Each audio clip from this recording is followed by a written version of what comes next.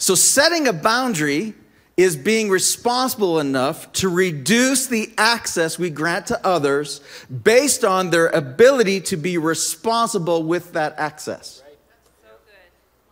Okay? So really, I'm going to write down 2 words, because this is the easiest way to define what a boundary is. Okay? This one's a bigger word. Hold on. Let's do that. We'll just do that. Okay, so what we have, did I spell it right? Okay, good. Mostly, close enough. Right, so we have setting a boundary is really, it's about balancing access with responsibility. Okay, it's about balancing access, and if there's an imbalance between responsibility and granted access, this is where it creates an imbalance, creates chaos, right?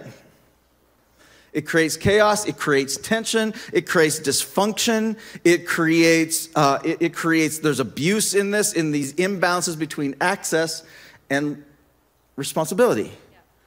Right? And if we give, let's just say it this way. So an imbalance between responsibility and granted access creates dysfunction, chaos and dysfunction. And so watch this. If we give somebody level 10 access who has a level 3 responsibility in our lives, that's the prescription for chaos. And come on, this is so important for us to learn. This is not just in our romantic relationships. This is in all of our relationships. And this is so important for us to learn because I think there's more violations of this today than maybe ever in history, because we have internet, social media, and all these things. And watch what happens is we give because of social media. We think, and this is so true. If it's not true of you, it's true of your kids. Yeah, we have to teach our kids this. That people in gaming or in social media will give unrestricted access to somebody that has no responsibility at all in their life, right? And all of a sudden we start giving them access to our personal information. We start talking openly. We feel safer to talk openly online with somebody than we do face to face. Come on, and so then all of a sudden we start oversharing things we shouldn't, giving people access to our hearts who has zero responsibility in our lives. Right. And the problem, again, we know this, you know this, as a parent, you know this. This is why you have passwords on certain things. This is why you have put restrictions in there, because you're like, wait a second, you haven't proven yourself responsible yet to be able to trust you with full access. Right? We do this all the time. Because proven responsibility equals trust, right?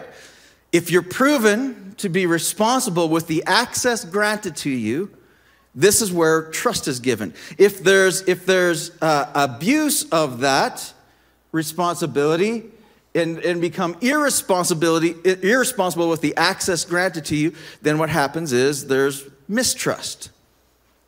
And mistrust happens when we become irresponsible with the access given to us. Now, listen, if somebody's irresponsible with your heart that you gave them access to, and they created pain or they created hurt, or that you shared something and they shared it with others, and they created this, they were irresponsible with the access given to them, we are called as Christians, are we not? We're called to forgive. Right? And now listen to me carefully. Right? Forgiveness does not require full access restored. There's a big difference between between trust and forgiveness. We're called to forgive, but forgiveness does not mean that I restore full access. And what a proper and healthy boundary is when we can have, if we have a level 7 responsibility, then we give level 7 access.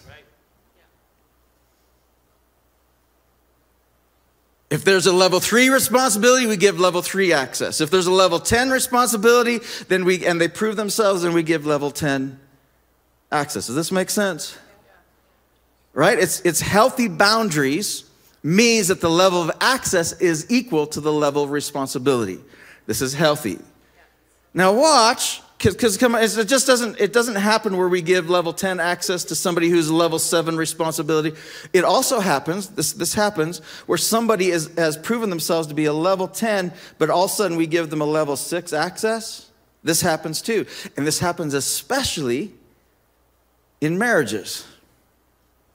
And especially in romantic relationships. And how this happens is if somebody has hurt you in the past and you have a pain that has been undealt with in the past and you have a wound, what do we do?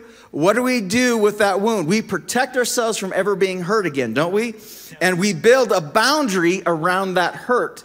And oftentimes we build an unhealthy boundary around access because we're not even going to let the person who's closest to us, who is most trustworthy to us, who probably is the one who could help us heal in that area. We restrict access to them because we have a pain undealt with. And this creates a lack of intimacy. This creates chaos again because all of a sudden somebody starts saying, well, you're withholding and why are you holding back? And you're not doing this. Come on. This is not just in our romantic relationships. Let's just be honest. I do this with God. Anybody else?